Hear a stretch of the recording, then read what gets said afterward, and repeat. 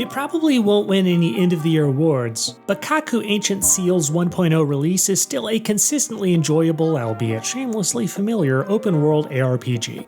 Really, I wasn't kidding around when I titled this review a solid Breath of the Wild clone, and when I say clone, I mean right down to its 4 elemental temple fingertips. You are KAKU, a perpetually hungry tween caveman kid thing who underwent some impressive cosmic surgery during his year in early access. After a very rushed opening hour in which you'll chase a tiny pig while getting chased by a big pig before killing some medium-sized pigs, then combat a plague of dark magic, murder some pinecone-wearing pon-pons, unlock an ancient temple, battle its stone guardian, befriend said stone guardian, realize your pig has superpowers, and unlock an interdimensional realm of jumping puzzles that allow you to upgrade your cooking and combat skills. Seriously, that's all in the first 52 minutes. You'll then settle into a more digestible pace of exploring 4 environmentally themed regions. There's the lava-covered flame mountains, sandy dragonbone desert, zombie pon-pon infested misty swamps, and the icy howling snowfield. Each region spotlights a supporting character, all of whom have a sympathetic backstory of sorts, but none of whom amount to being very memorable. In part due to the game's pretty predictable plot, and in part due to its poorly translated script that's brought to semi-life by Ooga Booga Caveman voice acting. Now that's all okay because A, KAKU's inspiration ain't exactly drenched in Shakespearean prose either, and B, you loved Switch-era Zelda anyway thanks to its fun combat, inventive non-combat mechanics, incredible puzzles, and massive detail-stuffed world. In these areas, KAKU mostly holds its own. While he can't climb for shit and lacks a glider, KAKU's flying piglet friend allows him to leap large gaps, disguise himself as a pon-pon to make it easier to raid their mini camps, and even envelop you in a big bubble that allows you to run across water, without instantly dying otherwise. But a little lava is for some reason perfectly fine.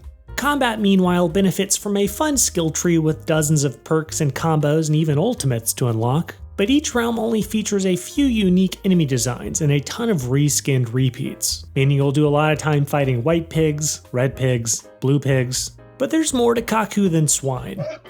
During your explorations, you'll encounter a variety of resource types that you can auto-loot with your slingshot, nice feature, as well as a number of points of interest, including crafting benches where you can restock your ranged ammo, cooking pots to replenish health and stamina restoring foods, ruins you'll activate to unlock shrines in that interdimensional puzzle realm I mentioned earlier, and fast travel waypoint towers you can unlock by solving sliding block puzzles. At first I thought KAKU's puzzle fun would end here, but then I reached my first temple and boy did my jaw and/or balls literally drop. As was the case in Breath of the Wild and Tears of the Kingdom, there's a fairly remarkable leap in quality when you reach KAKU's temples. Not just for the puzzles, but for the boss fights too. Each temple boss features multiple health bars and multiple movesets, but enemies won't scale with your level or gear, at least I don't think so. So don't feel too defeated when the first one kicks in your wonky cave kid teeth. Alas, in between these excellent temples, KAKU throws hours of unfun fetch quests at you as you sprint from one end of each realm to another, completing errands for that realm's featured companion.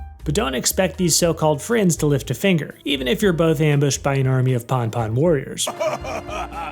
As for style, KAKU is a bright, colorful game with occasionally beautiful backdrops that highlight the game's varied biomes. On closer inspection, a lot of textures do lack fine detailing, but the overall effect is still a pretty one. As for music, I enjoyed the game's lighthearted, if forgettable, xylophone-heavy soundtrack, though it can grow a bit repetitive as your adventure unfolds. Finally, the game's sound design ranges from okay to meh to like, are you serious right now?